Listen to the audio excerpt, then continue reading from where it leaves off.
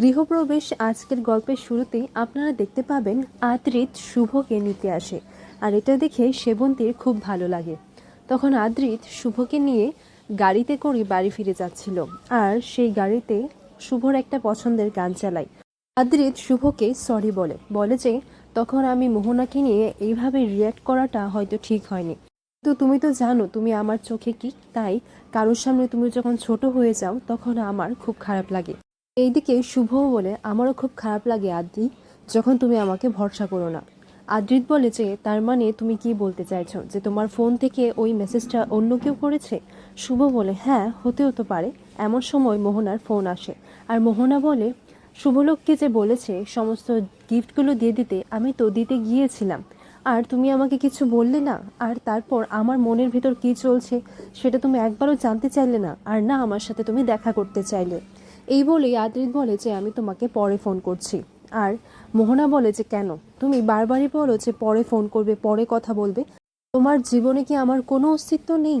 এই বলে ফোনটা কেটে দেয়। এইদিকে দেখা যায় যে রাতের বেলা আদ্রিত খুব ডিস্টার্ব হয়ে আছে, আর সে একা বসে আছে। আর শুভ আদ্রিতকে জিজ্ঞাসা করে যে কি হয়েছে। তখন আদ্রিত বলে এখন পর্যন্ত মোহনা আমাকে 11বার ফোন করে ফেলেছে, আর আমি কিছুই বুঝতে পারছি না। ও আমাকে ভালোবাসে, আর মেয়েটা অনেক কষ্টে আছে।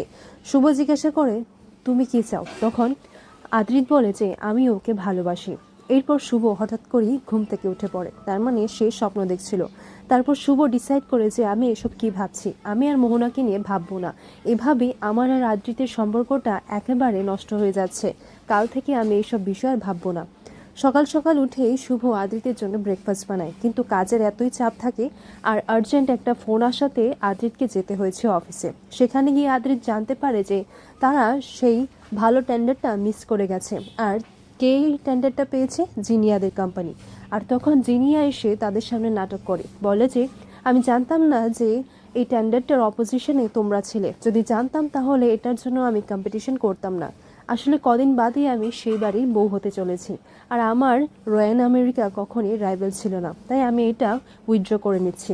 কিন্তু প্রাইস মানিটা এক্স্যাক্টলি হুবহু কি করে হতে পারে? কেউ কি করেছে? তখন আদ্রিত ভাবতে পারে সে কি সত্যিই জানতো না, নাকি নাটক করছে।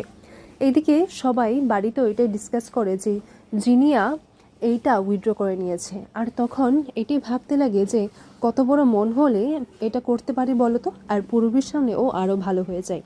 শুভ আদ্রিতের কথা চিন্তা করে বলে আদি তো সকাল সকালই টেনশনে বাড়ির থেকে ব্রেকফাস্ট না করে চলে গেছে, আমি বরং ওর জন্য লাঞ্চ বানিয়ে নিয়ে ওকে সারপ্রাইজ দিই, ও ভীষণ খুশি হবে।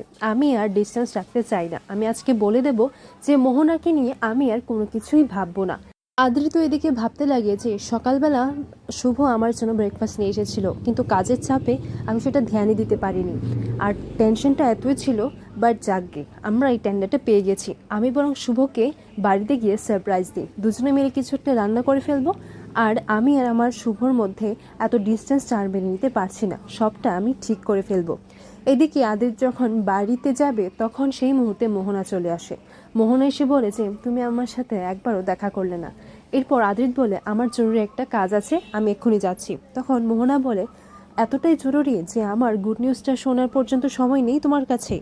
এরপর মোহনাকে জিজ্ঞাসা করে যে আচ্ছা ঠিক আছে তুমি বলো, কিন্তু সমিত তো সাথেই থাকে, তাই বাইরে গিয়ে কথা বলে। মোহনা বলে আমি নিউ ইয়র্কে শিফট করছি। আদিত বলে এটা কেন করছো? কলকাতায় তো তোমার এত ভালো সেটেলমেন্ট রয়েছে, নাম রয়েছে।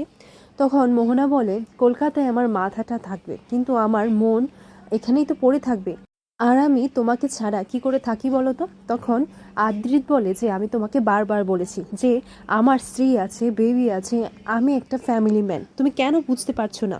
মোহনা বলে জানো তো তুমি এইভাবে বললেও আমার ভালো লাগে, আমার মনে হয় যে এর মধ্যেও তোমার ভালোবাসা রয়েছে।